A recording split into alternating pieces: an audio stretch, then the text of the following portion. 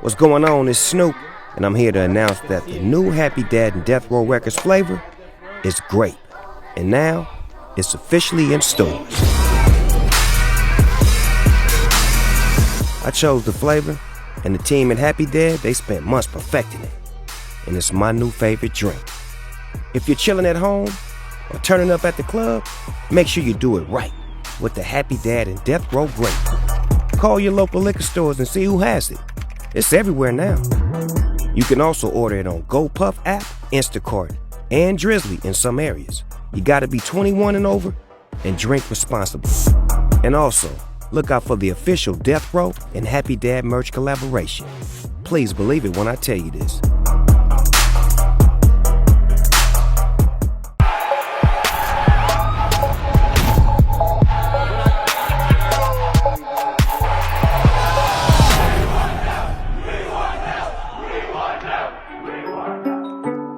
Try this again, boys. Let's try this again. You guys already know what's about to happen.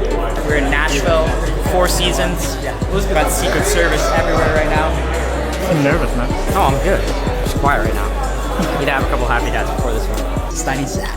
Look at him. Guys pacing around. I'm a little nervous. Yeah. I mean, for this one, kind of. The other ones are like whatever. Yeah, I mean, this is kind of intense. Imagine we just butcher this. All the other reporters, they do this too. They just don't show it, right? Yeah, Tucker definitely. Tucker doesn't drink, but Sean Hannity definitely slams a few before. But we're gonna show it, you know? Because we're a lot more real, so. All right, guys, President Trump's about to walk in. Before he walks in, you guys know, every week on the Full Send podcast, we're shouting out bars that carry Happy Dad. So if you work at a bar, if you own a bar, tag us on Instagram at Happy Dad. We're always looking who's tagging us. We're gonna shout out some bars that carry Happy Dad. We got Encore Beach Club in Las Vegas, Nevada. We got Top Golf in Gilbert, Arizona. I'm coming there. We got Komodo in Dallas and Miami. We got Bottled Blonde in Scottsdale, Dallas, Fort Worth, Miami, Houston. Shout out the Bottled Blonde boys. So yeah, tag us on Instagram at Happy Dad. We're looking out for that every single week if you want to shout it on the Full Send podcast. I think Trump's about to walk in, so we gotta go, boys. Oh, they're not gonna cut you again. They're not gonna cut you again. They don't have the courage to do that. Coming to the speech, I'm making a speech in a little while. Are you? As soon as I'm finished with you. Oh my God, we have to go for sure. Then the easy work starts. Exactly. The speech. No, we were saying last time we had you on, it's a great honor to have you back. We really appreciate it. Last time we had you on, it was our biggest episode ever, obviously. 7 million views in 24 hours. It was crushing, going viral. I feel like you did such a good job too. Like everybody loved it on both sides, and then YouTube took it down. Yeah. But you called it. But you guys were great. You said, we will not change it. We're not going to amend it. We're not going to take anything out. And it did really hit. It was a big monster, wasn't it? Huge. And then we saw you at UFC. Obviously, we're good friends with Dana. We want to give a shout out to Dana for even. He's amazing, actually, isn't he? He's the best guy ever. We walked in and he said he's never seen anything like that. That was a good walk-in. The place went crazy. It went wild. When you walk in like that, do you always expect like a response like that? Or are you ever kind of nervous about what the response is going to be? I'm not too nervous about it. I feel that arena, we had 100% support. And they're incredible people, incredible fighters, great athletes. They're beyond athletes. No athlete can take punishment like that. 250 shots to the face during a round and then look forward to the second round, right? I mean, who does that? But Dana's amazing. And Dana's... one of the few people that you can say probably could never be the same without him. Everybody's replaceable, they say. As you get older, you'll hear that. I don't think you guys are replaceable from what I understand. I don't think so. But Dana's very unique, and what he's done with UFC is incredible, actually. Yeah, for sure. How does it feel to have that continued support from Dana? Because we know some people probably folded on you. I do. I have continued support from Dana. And, Dana's a tough guy, and he's a smart guy, and he's a loyal person. And I helped Dana at the very beginning when nobody wanted to put UFC on, and I had places that were able to do it, and I did it. And I actually went to the first fight ever, and I said, wow, this is unbelievable. And I think we did five of them at the beginning, and then it started catching on. And Dana remembers that. A lot of people don't remember, like you endorse a politician and they forget all of a sudden if it's convenient for them. But a lot of people don't. Dana's a very loyal person, and he's a good friend of mine. But when we saw you at UFC too, Dana told us you were coming. We got really excited. And I asked you, I was like, Mr. Trump, do you want to come on the Full Send podcast again? I feel like it's such good timing right now. Like, I don't know, personally, me, I'm watching everything going on here and also abroad around the world. And I just feel like it's such a good time to have you on to speak. Cause like, Great. I don't care what anyone says. Like, I don't care about the backlash. Like, I feel like we need you back right now. Like, we need you back in office. And like, I feel like if people have anything against you, they got to put it aside. Cause like, I feel like you're the only one right now that can really fix the problems here and abroad. Well, it's really nice that you say that. I appreciate it. I know you come from both sides of it, right? You know, you have A little bit. You have the little bit left side and you have the little bit right side, and sometimes the strong right side, because we have to take care of our country. But we've never, as a country, been in the danger that we're in right now. You have other countries, and in particular Russia, but other countries talking the N word, which is the nuclear word in this case, and you can't use that term. You can't use. Because there's two N words, right? There are two N words, right? There's Which two one's N words. worse? They're both real bad, but you can't use the nuclear word. You just can't do it. And if you do it, nobody used it during my term because it's so devastating. It's so horrible. If you look at the power of weaponry, the power of nuclear weapons, and all of a sudden now everybody's using it. It's like become just a common part of every speech. And that leads to very bad things. Our country has never been in the danger it's been in. We don't have ammunition. I don't know if you know that. You've been reading. You guys really keep up with it, but we have very little ammunition. I gave them a brand new, beautiful military loaded up with ammunition, and we've given much of the ammunition away to Ukraine and other places. And we're very vulnerable right now. We're very vulnerable. And now on top of everything else, we're supposed to go over to Taiwan and help them. You know, at some point, we're going to have to defend ourselves, and we're going to have to make sure that things are going along. You never heard of a problem with Taiwan, and you never heard of a problem with Ukraine just 3 years ago. Mm-hmm. It's like incredible to see this happening. Putin would have never, ever in a million years gone into Ukraine. And President Xi of China would have never, ever. He never talked about it. He wouldn't have done it. And I had conversations with both of them about those subjects, Taiwan and Ukraine, respectively. And I will tell you, there was no way they would have done Taiwan or Ukraine. This wouldn't have happened. And now it's almost happening routinely. I think what happened that was so bad was Afghanistan, not the withdrawal, because I had it down to 2,500 troops. We were going to keep Bagram, though, the big Air Force base, because it's, as you know, you've heard me say it, it's 1 hour away from where China makes its nuclear weapons. That's a big deal. No, that's a big deal. And I didn't need it. We didn't need it for. And we gave that up. We gave it up. We like surrendered.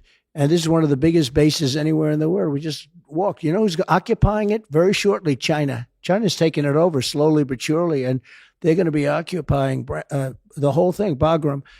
And the way we left Afghanistan was, I think, the most embarrassing moment in the history of our country. And I think that when Putin and Xi and others saw that, they said, we're incompetent. We don't know what we're doing. Mm-hmm. We don't know what we're doing. And I think that emboldened him to go and do the Ukraine thing. And what a mess. But that country's being obliterated. What's so strategic about Taiwan? Well, why are we? It's 90% of the chips. You know about chips better than most people. Yeah. You deal in chips, but 90% of the chips and the toughest ones, the most intricate ones, they're made in. And you know, look, they took a lot of business away from us. In all fairness, I do ask. They make tremendous amounts of money in Taiwan, and I do say, well, if we're going to defend a country, aren't we supposed to be at least partially reimbursed? Yeah. Because they did take our chip industry, much of it, almost all of it. And they now they make approximately 90% of the world's chips. So that's a big thing, because you start throwing bombs in there and start blowing up those factories and labs where they make the chips. That's going to be a big world problem. There are a lot of problems, but you know, the United States cannot do everything. And we're in a very bad position. We're in a very vulnerable position because they've given so much, so fast to Ukraine that we're we're in a very bad defensive position. We have to build up our ammunition. Who would think that we were loaded to the gills with ammunition and everything, and we've given up so much. And now on top of it, we're supposed to go 9,000 miles away. You know, we're 9,000 miles away from, as you know, from Taiwan, 9,000, and they're 90 miles away. This is little difference. And with that being said, we want to help people out. We want to have freedom. But, you know, in many ways, we're no longer a democracy. When you look at what's happening in this, they've weaponized our justice system. They've done things that were unthinkable. I say we don't have a free press. Look what happened to our show the last time we did a show. Mm-hmm. You had the biggest show, you had the biggest hits, you were setting records, and they took you down. And we were wondering why us, because you have other stuff on YouTube, press, right? But you have like Fox News interviews. I do. We feel like we were targeted for that. Well, I think they targeted because it was a certain point in time, but they'll probably do it again. Let's see. Will they take this show down? Maybe. Then maybe. But I love that you stuck to your guns. You said we will not change it. I think you could have probably taken certain of the things that I said and that we said together out, but you stuck. So now we'll give it another shot. No, we couldn't. This will be a big show. This will be even bigger. Of course. This will be bigger. You know why? Because we're all hotter now than we were a year ago. How much does it hurt to have people that do fold on you and switch up? Well, look, you do what you have to do. And I just feel that I'm here for a certain reason. I'm here to defend the United States of America. I'm here to make America great again. It's a slogan, MAGA. It's become there's probably never been a slogan like it politically in this country, definitely, maybe in the world, maybe in the history of the world, but it's make America great again. And we have to put America first. Another one that came out, America first. We never put America first. We have politicians that put America last. I think Biden puts America last. It's a real problem. What do you think? Because it seems like now that the country's more divided than it's ever been. So what would be steps to unify? Biden is a tremendous divisive factor. He's a divider. Yeah. Yeah. No, he's a divider. It's, he came on the basis from his basement saying that, going to bring the country together. Or his people wrote lines, they're going to bring the country together. No, I think the country is more divided now than it's ever been. I've never seen anything like it. I thought Obama was a big divider too, but I think this is worse. Do you think that you could unify the country? I think I can. So I tell this story when we were really rocking and rolling before COVID came in, the China virus, a gift from China. We were doing so well. We had the number one in history number of jobs. To this date, we've never had anything like it. Everybody was doing well. African Americans, Hispanic Americans, Asian Americans, women, men, MIT graduates, Harvard graduates, Wharton graduates, people that didn't go to high school. Everybody, every single group was doing better than they've ever done. And the country was doing the best. It was the greatest our country has ever been. China was going to supposedly for 20 years, they were going to take over. In 2018, 2019, China would become the number one country with the economy. It wasn't happening. I was absolutely destroying them. I was charging China massive tariffs. We were taking in hundreds of billions of dollars from China. No president took in 10 cents, and I was taking in hundreds of billions of dollars. And an amazing thing happened. I was getting calls from people that were radical left or Democrats, but Democrats with a strong lean to the left. And they wanted to get together. They wanted to talk. They were coming. I'm telling you, had COVID not come in, we would have had a unified country. I was getting calls from people that wanted to meet, wanted to talk, wanted to almost make peace because we were doing so well. It was success. Success was bringing us together. And I was never a strong believer that this would happen, but the success of our country did the best it ever did in history. I mean, far better than it does now. Now we have massive inflation. We have tremendous problems. I mean, supply chain problem. We have every problem you can have. Everything was perfect. We had the perfect mix of everything. And I was getting calls from people that I would never have gotten calls from. And they wanted to get together. And I'm telling you, our nation was coming together. So the answer is yes. I think success can bring us together. And I think we can have success. We have to have energy. You know, energy is a thing that caused inflation. When they closed up the energy, the cost of energy, the cost of a tank of gasoline, it went up to $5, $6, $7, $8 in some places. And it's still very high. And if you bring down the cost of energy and if you do some very basic things, Get rid of the windmills. the windmills. That's why I didn't go to Coachella this oh, year, they're because so when you low. drive to Palm Springs, you got to see all the windmills. And ever since you said that, Looks like it just a pisses me junkyard. off when I see all the windmills. How about the old ones that are sitting there rusting and nobody wants to take them down? And they say you can't put the blades underground because it would be very bad. It's a type of fiber and you can't bury it because it'll be bad for the environment if you bury it. So what are you going to do with it? Throw it up in the air? You look at certain areas around Coachella. You look at some of those areas where you have those abandoned wind farms. They look like junkyards. And remember, those windmills, many of them are very bad looking to start off. Some have a better design, but they start to rust, they start to rot. And in a certain number of years, they get abandoned. And they say, let's go to another location. No, it's like it's a very, very expensive form of energy. And solar is not powerful enough. If you look at solar, but it's just not big enough. And here we're sitting on the greatest amount of liquid gold, oil and gas anywhere in the world.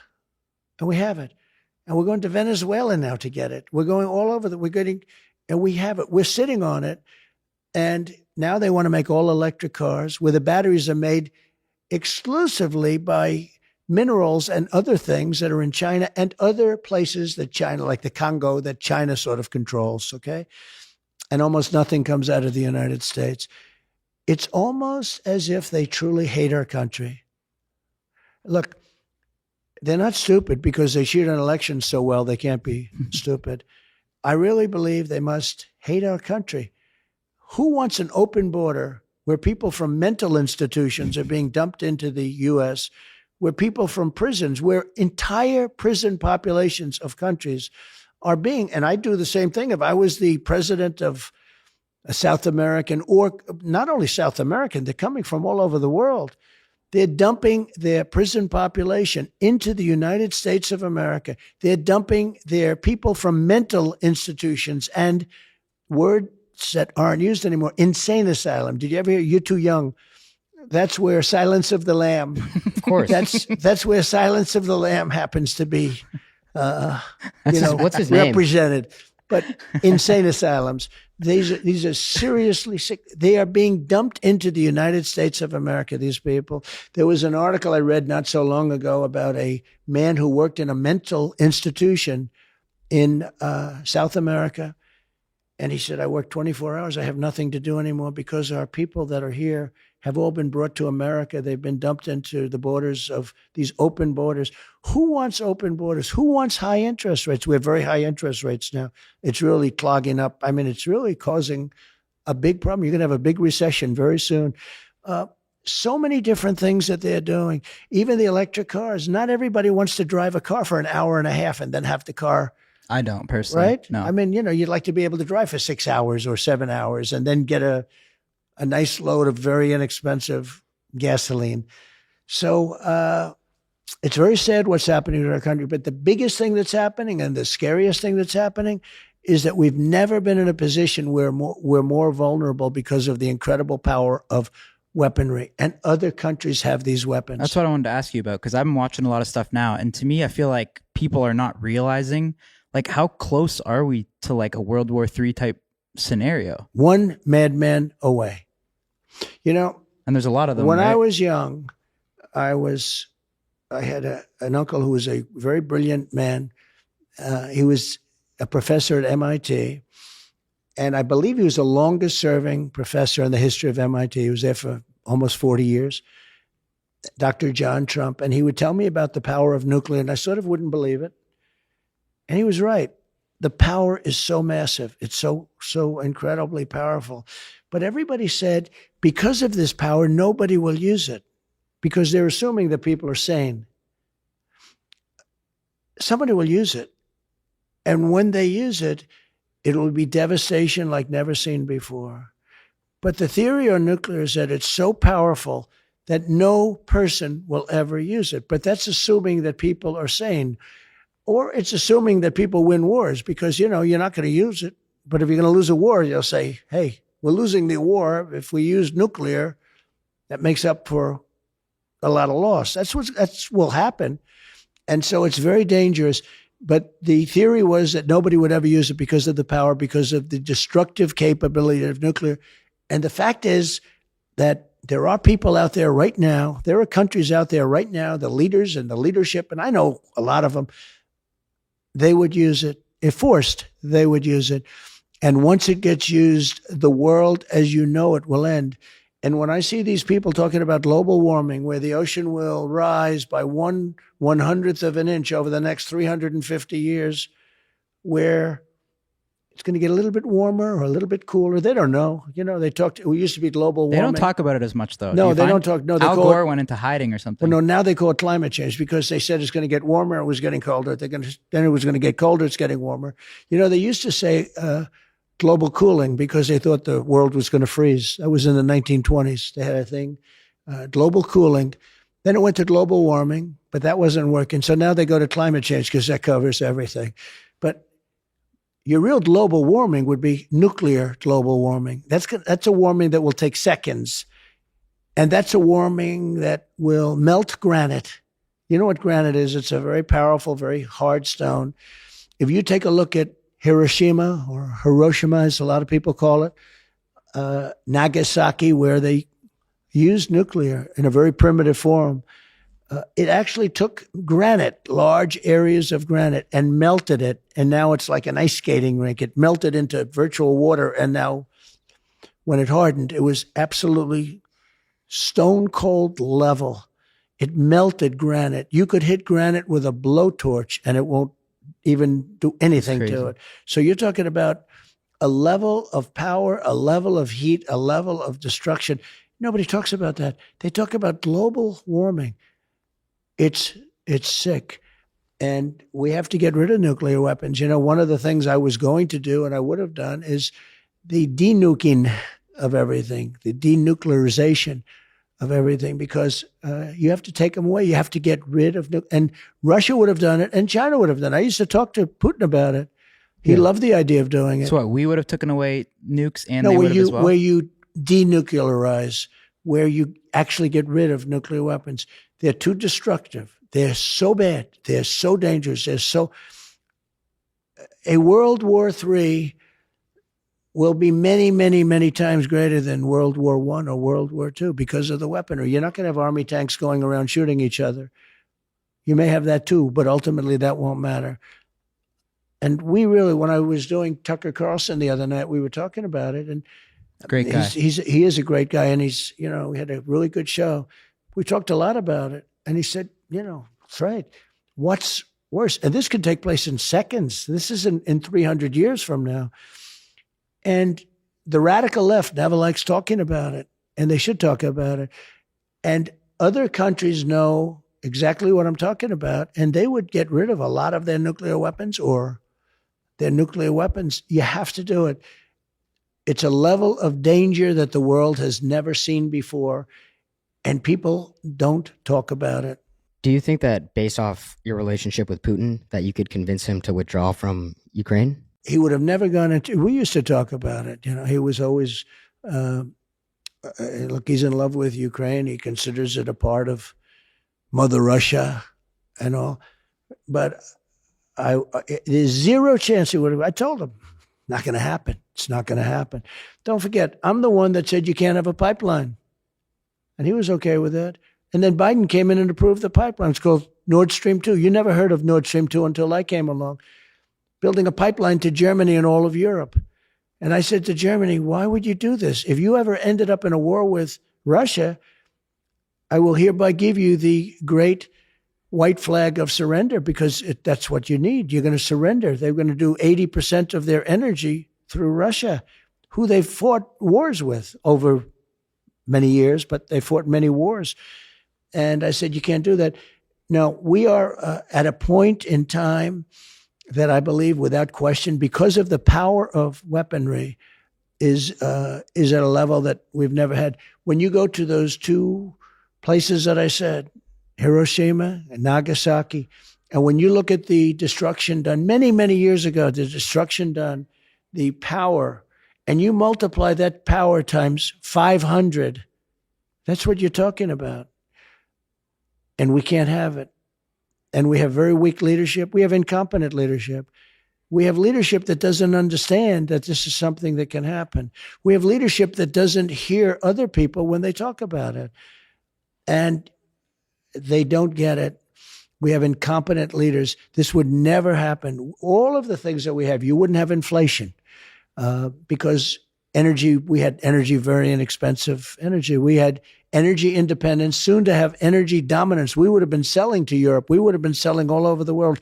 We were bigger. When I left, we were number one in the world at energy. Natural gas, oil and natural gas. We were filling up the strategic reserves. Biden took the strategic reserves that I was filling up and he emptied them out now to the lowest point. Those reserves are meant for war, not to get people's gasoline prices down so they look at good in an election. But he did that. And now so many things have been wrong. Even we mentioned before the supply chain. Who ever heard of a supply chain problem? You order something and you get it. Now you order something and they tell you you won't have it for years. You won't have it for years. Nobody ever heard of it before. We've become somewhat of a third world country. Our election's a third world. Sorry to tell you that. You know, we had our friend Steve on the last podcast and he got canceled from YouTube. And if he's on camera, they'll delete our entire channel too. Oh, so they're taking it to the next level. Yeah, but he's my friend. It's crazy. That is called, we don't have freedom of the press. Mm-hmm. I mean, you're the press because, you know, the press used to be like a piece of paper. You're the press now. You and other people and other things, whether it's internet or not.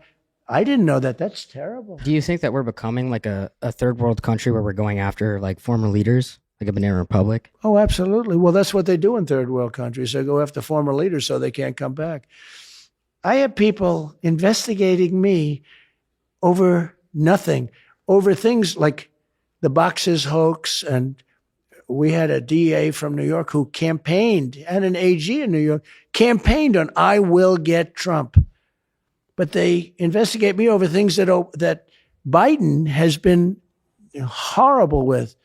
He's broken every law, every regulation in the book, every single regulation in the book. Nobody talks about that because it's called election interference. Everyone sees it now, though. They see it. Oh, they see it. Well, you know, when they announced this event, my poll numbers went up. You see my poll number. I'm beating Biden by a lot, but what they want to do is investigate you and keep investigating, because if I was doing badly in the polls, number one, you'd be able to put me on, but nobody would care, maybe.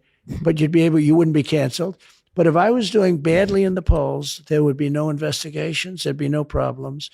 Or if I would not run, there would be no problems. Mm-hmm. Although I think in my case, in my case, they hate me so much, I think it doesn't even matter. Another thing I want to ask too, something historic that I'm always amazed by what you did is how you got along so well with all these world leaders, especially Kim Jong-un.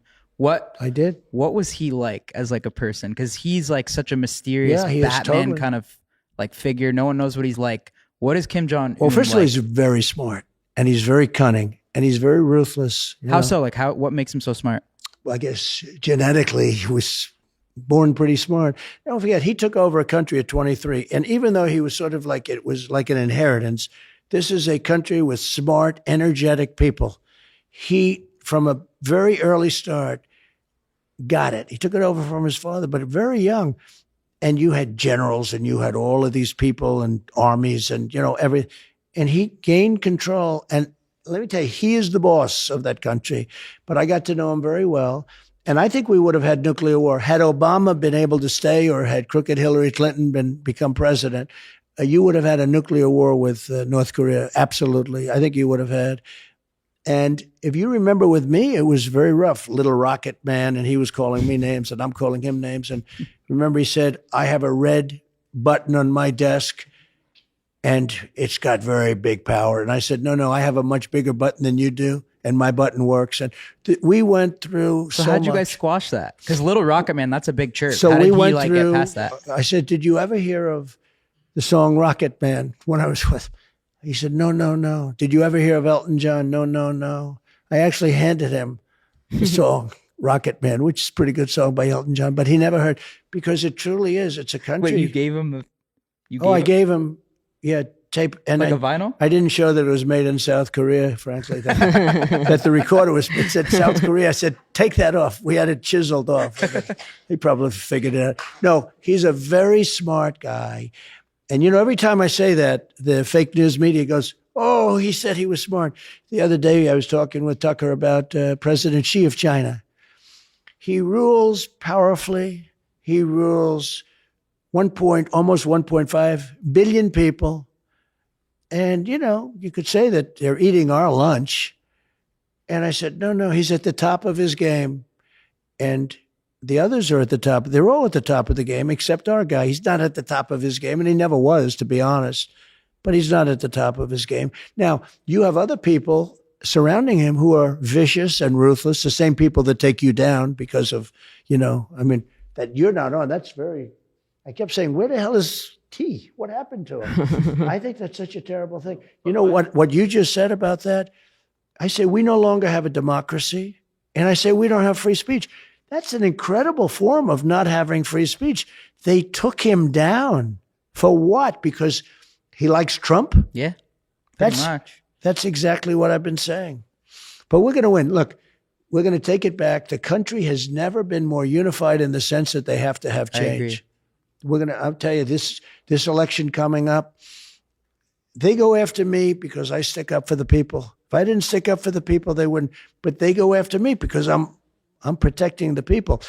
This election coming up is going to be incredible. And I will say, I think 2016 was maybe the biggest thing that ever happened in politics in this country.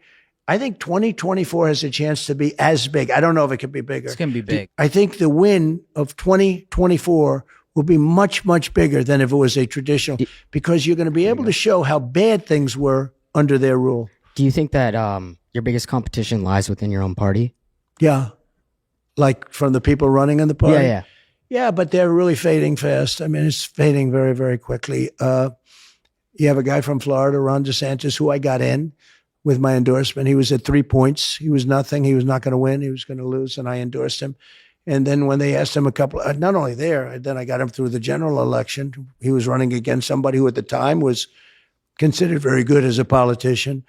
And then when they asked him a few years later, are you going to run against the president? He said, I have no comment. I said, that's not supposed to happen. He was dead politically. I endorsed him and saved him. Had I endorsed, he was losing by like 25, 30 points very shortly before the election. When I endorsed him, he went like a rocket ship. Like you love that song, like huh? Rocket Man. He went like a rocket. I should call him Rocket Man, but now he's Rocket Man that's crashing. His polls are terrible. I'm leading him in every state. And we just came out with they just came out with new polls. I'm leading them everywhere. Why do you think he's besides that? Because he's done a pretty good job with Florida. You agree? Why do you think you're a better choice than DeSantis? Well, actually, if you look at the numbers, he didn't do a great job. If you take a look at the numbers, he's very high on crime, very high, right at the top, almost at the top. I think he gets good publicity. Although now people are starting, because I'm putting out the COVID numbers. He didn't do well on COVID. He had more deaths than almost every country in Florida. I hate to say it because Florida's my state, but he did not do well. It's very interesting. I don't want to knock anybody, but the thing he did well on is public relations, because the numbers weren't what they pretended to be. With all of that being said, when you help somebody, I believe in loyalty. You just don't do what he did. Now, he's out campaigning. I assume he's going to run, but I think the numbers are so bad now that a lot of people are assuming that he won't run. And would you consider him to be your running mate? I don't see it. I mean, I don't see it. We have a lot of great people in the Republican Party. Could be. I'm going to speak right now in front of a lot of them. I mean, they're actually all waiting for me because I'm talking to the Nelk boys. Let's go. But they don't realize that the Nelk boys are probably a lot more powerful than them. I can tell you, when I did your last show, when I did that show, I got more calls from people that I hadn't heard of in 20 years. They're saying, that was the greatest show. So you've done a great job, fellas. You were talking about Rocket Man. And it's true. right Thank you. That across means the a lot. hall, right across the hall. You have the most powerful people in the nation. You have the most powerful governors, senators. You have everybody waiting for me to speak. And here I am sitting with you, not saying to hurry up because you're the Nelk boys, right? You're the best. That's Love pretty that. good. Thank You're the best. You talked about Rocket Man, how you love that song. People don't know this, but you have a Spotify song, don't you? What? A song on Spotify, right? Are you Spotify? You hit Yeah. the Billboard charts. You hit the top of the charts. Oh, so we did that's right. I had The Apprentice. It went to #1. I did great in real estate. I did great in politics. But the one thing I hadn't done, I always wanted to be Elvis Presley. I hadn't hit #1 on the charts. No, we did a thing. It was actually very beautiful. A version of a very important song that you probably heard. And it was done by the J6 prisoners who have been treated horribly. When you see the way Antifa got treated and so many others that did such destruction and caused death, and these people were treated horribly, and they asked would I do a voiceover. I did basically a voiceover of the song. And it went to #1 on Billboard, on iTunes. These are names I never even heard of 3 weeks ago. But iTunes, #1, Billboard, #1. Billboard's like a big deal because that's sort of like you would tell me. But as you know, it went to it's Donald J. Trump and the J6 choir. That's amazing. Wow. That's January 6th. And it shows you where the country is. But this song stayed there. And then interestingly, it was taken down by a group because they wanted to try and kill it because they hated that it was #1. And they said, we accidentally made a mistake in taking it down and we'll be putting it up. And they put it up a couple of days and it went back to #1 again. They tried to kill it by creating a little separation. No, it was a great honor to do it with them. And it was a great honor to see it hit #1. I didn't expect that. Are you going to be coming out with any follow-up songs or? Well, we'll do something. We have a lot of things planned, but we're going to have an exciting campaign. We have rallies planned all over the country, and they're going to be massive rallies. I don't know. You guys We'd love maybe, to come. We'd love to Well, come. we'll have you at the rallies. We'll be there. You guys may be able to do bigger rallies than me, but I'm not sure about that. No, But definitely not. We'll get there one day. You could do big We'll rallies. get there one day. Uh, Give us, yeah. give You're us going to 20 be years or there. something. You'll be there. No, I'm impressed. I'm impressed by what you've done. Awesome. Well, we were thinking we want to end off with a little rapid fire. We have a couple names. You say one word about them. Go ahead. Which one do you Elon like? Musk. One word. One word, smart. Joe Biden. Dumb. No. Kim Jong-un. Interesting. Very interesting. O.J. Simpson, which we had on this podcast. Well, I knew actually. OJ very well. I knew him very well. I better not get into it. I knew OJ so well. Cheater on the golf course. No, I don't think he cheats. But I'd say golf. I mean, he loves playing golf. I just say golf because I want to be very nice. That was a terrible situation. Kim Kardashian. Disingenuous. Justin Trudeau. See, I help. I'm from Canada, by the way, too. Extraordinarily liberal, as it turned out. I never like one word because you really need more than one word to define people. But it's already much different than people thought. I had a pretty good relationship with him, but much different. I've had better relationships with some. Liberal. Ice Spice. Who the hell is Ice Spice? Song? You don't know Ice Spice? Like, da munch. You've heard the song.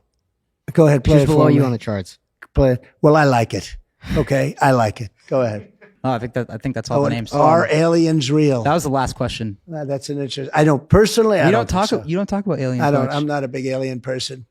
I got enough things going without worrying about it. But I'll tell you what, you have a lot of smart people that think that, there happens to be a certain site that's the #1 most visited site in the whole country. You know that, What's right? that? Do you know what I'm talking about? Where they think the aliens come down and I haven't been on that. I'll tell you about it after the show. I thought it was a different site. That's One, what I No, one- it's a different. one last question. Biden said that you actually left him a very generous letter when you left office. Is there anything you can include that you said to him? So I did. No, I wrote him a letter. And it's a tradition as president. When you leave, you write a letter to the person coming in. No, I wrote a beautiful letter. I mean, if he wanted to give it, he could do that. But it was a nice letter. I got a nice letter from President Obama. Amazing. Thank you President very Trump, we much. gotta go. Thank you so much, man. I think we very might come to your much. rally. We'll watch you speak. Why don't you but come up? I'd love to have you. We'd love you. know? We'd love to do that. You'll be the most important people in the room. But we really no, but these are appreciate the you. biggest people in politics. You have no idea how late I am, and I didn't rush you. Thank you right? so much. We appreciate We appreciate you. Let's go. You guys better drop a thumbs up. If you're watching this on YouTube before it gets deleted, drop a thumbs up, drop a comment. Full Send podcast. No one's doing it like us. No competition, straight up. Shout out crazy. Yo, boys, if you guys want to hear the uncensored version of this podcast, we put it on Twitter, Spotify, and Rumble.